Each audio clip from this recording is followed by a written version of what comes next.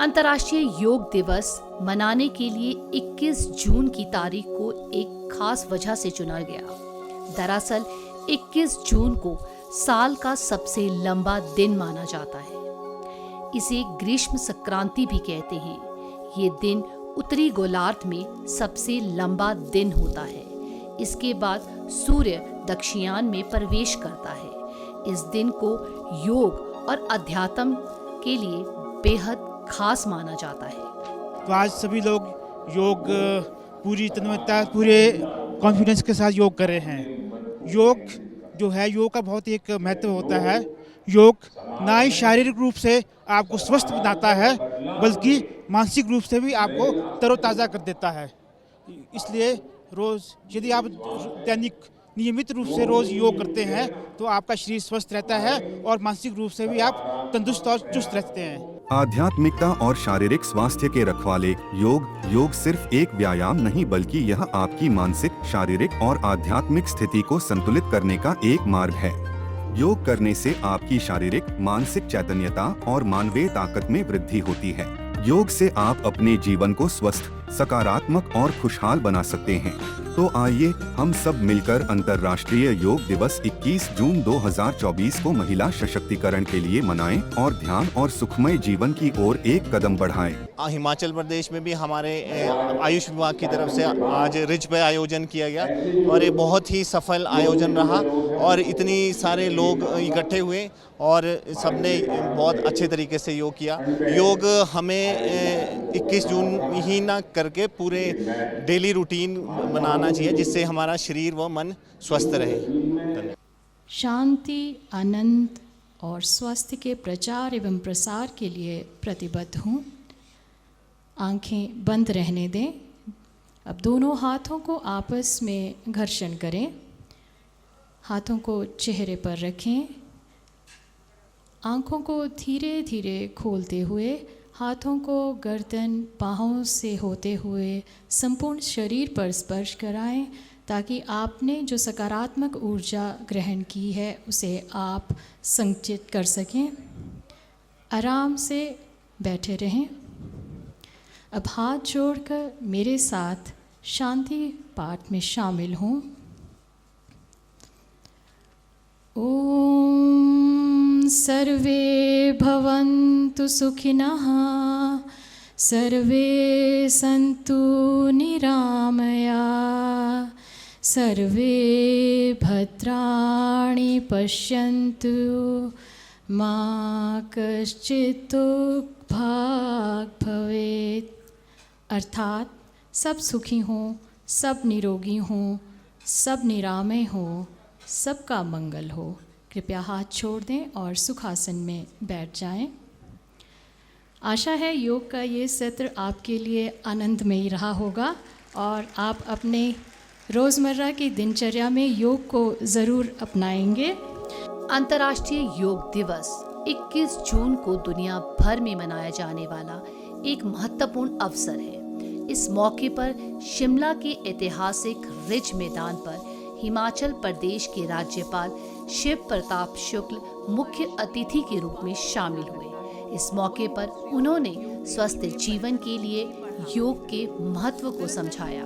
जीवन शैली से जुड़े तनाव में बढ़ते तनाव के कारण आज ज़्यादा से ज़्यादा लोग योग को अपना रहे हैं। विदेशी नागरिक आध्यात्मिक शांति पाने के लिए भारत आ रहे हैं और योग का लाभ ले रहे हैं।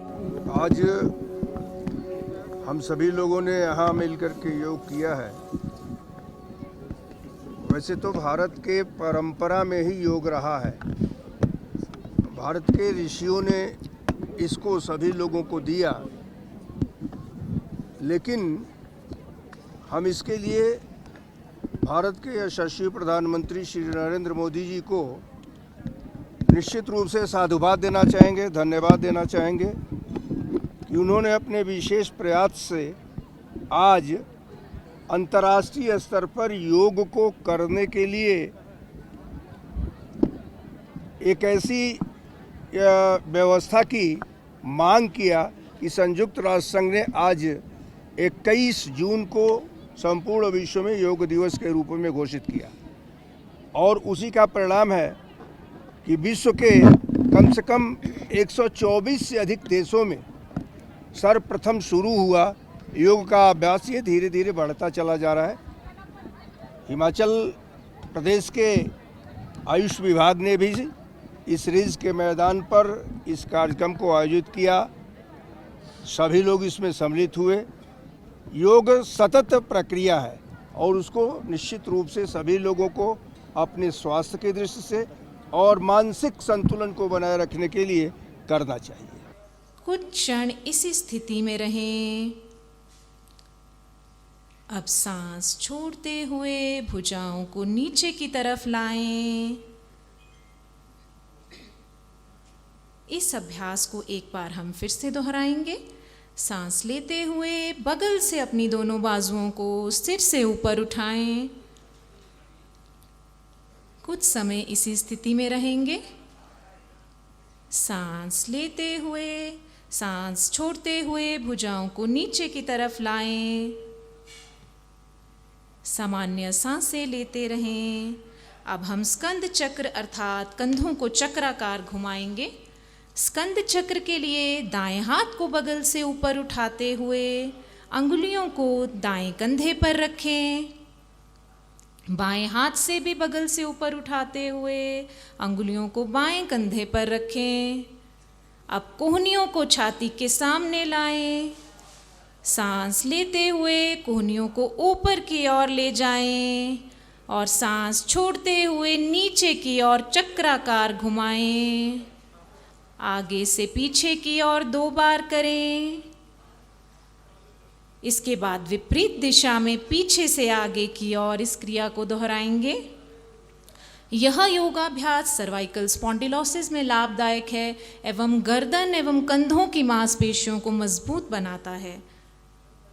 अपनी भुजाओं को नीचे लाएं, हाथों को बगल में सीधा रखें, समस्थिति में आ जाएं, सामान्य श्वास प्रश्वास लेते रहें। स्कंद चालन के बाद हम कटी चालन क्रिया का अभ्यास करेंगे अर्थात कमर को शिथिल करने वाली क्रिया करेंगे। दोनों पैरों के बीच 1.5 से 2 फीट की दूरी रखें। दोनों भुजाओं को सामने की ओर से कंधों की सीध तक उठाएं। दोनों हथेलियां आमने सामने हों।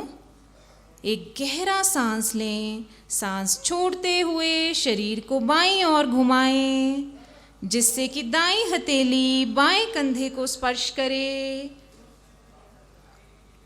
मंच की ओर देखते रहें। सांस लेते हुए पूर्व स्थिति में वापस आ जाएं। सांस छोड़ते हुए शरीर को दाईं ओर घुमाएं जिससे कि बाईं हथेली दाएं कंधे को छुए। सांस लेते हुए पूर्व स्थिति में वापस आ जाएं।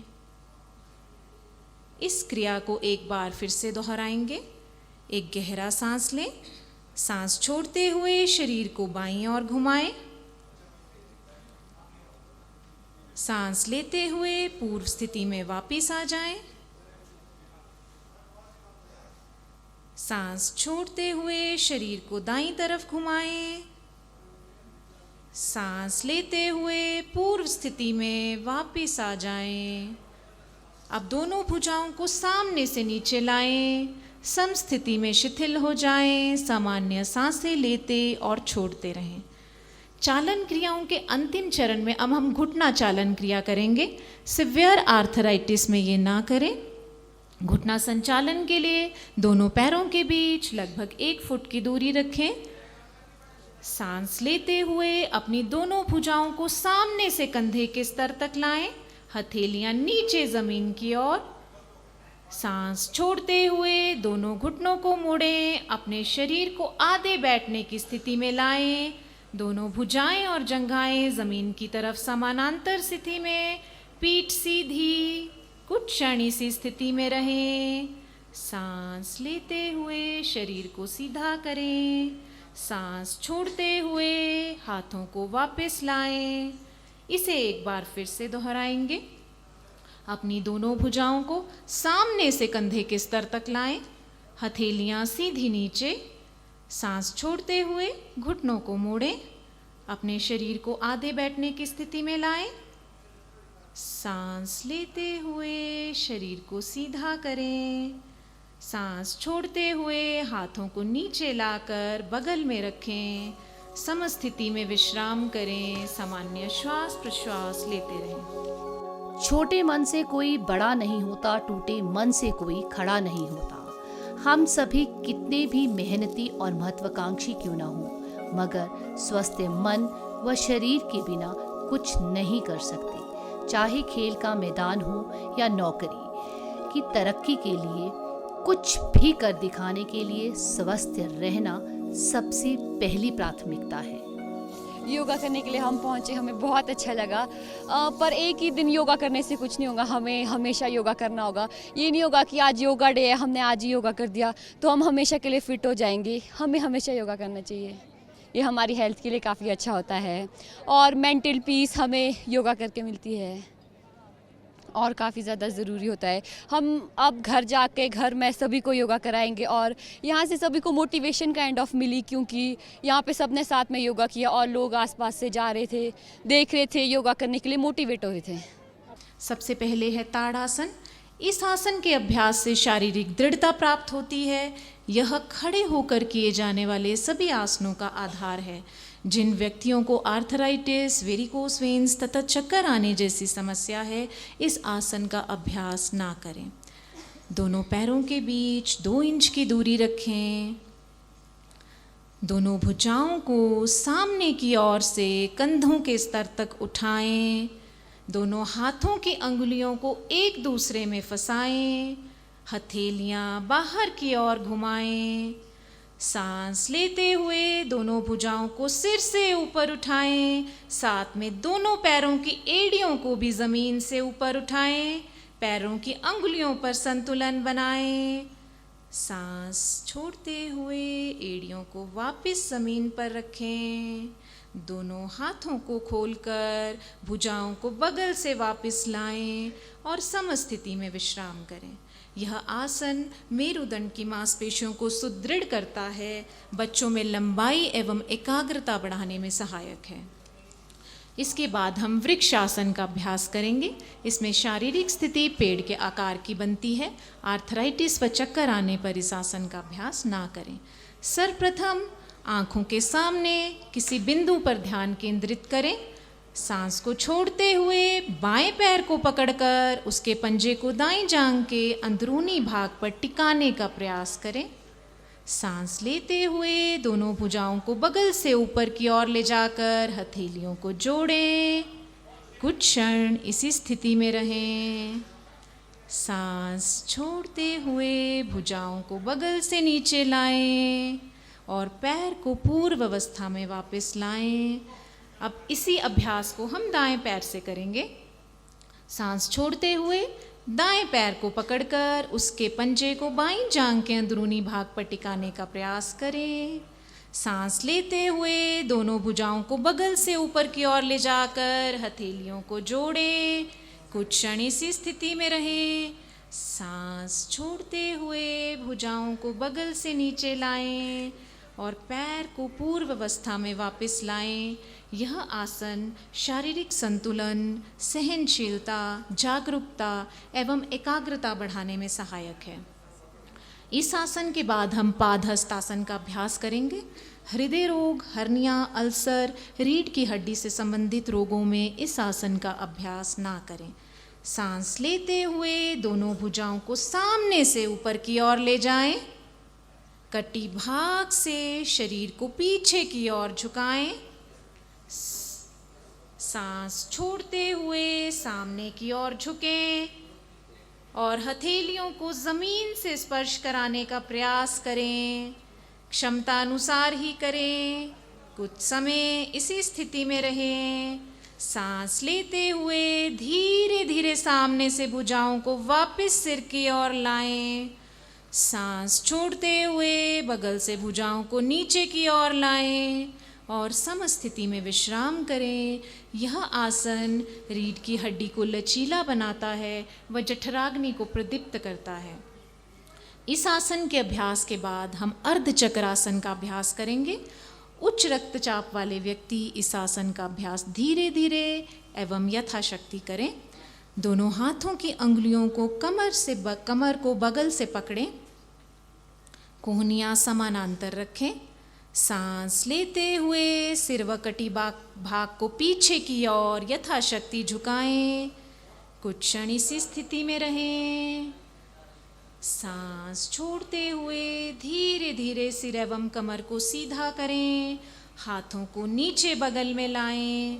समस्थिति में विश्राम करें। सामान्य श्वास प्रश्वास लेते रहें। अर्धचक्रासन सर्वाइकल स्पॉन्डिलोसिस में लाभदायक है और मेरुदंड से संबंधित मांसपेशियों तथा नाड़ियों को मजबूत बनाता है। इस आसन के बाद हम त्रिकोण आसन का अभ्यास करेंगे। Slip disc, sciatica. हाल ही में अगर किसी की कोई एब्डोमिनल सर्जरी हुई है तो इस आसन का अभ्यास ना करें। दोनों पैरों को 3 फुट तक फैलाकर आराम से खड़े हो जाएं। दोनों हाथों को बगल से कंधों के स्तर तक उठाएं। दाएं पंजे को दाईं ओर मोड़ें। एक गहरा सांस लें। सांस छोड़ते हुए धीरे धीरे दाईं तरफ झुकें। दाएं हाथ को दाएं टखने पर रखें। बाईं हथेली को आगे की ओर लाएं। सिर को घुमाते हुए बाएं हाथ की बीच वाली उंगली को देखें। कुछ क्षण इसी स्थिति में रहें। सांस लेते हुए पुनः सीधे हो जाएं। दोनों पैरों को सामने की ओर लाएं।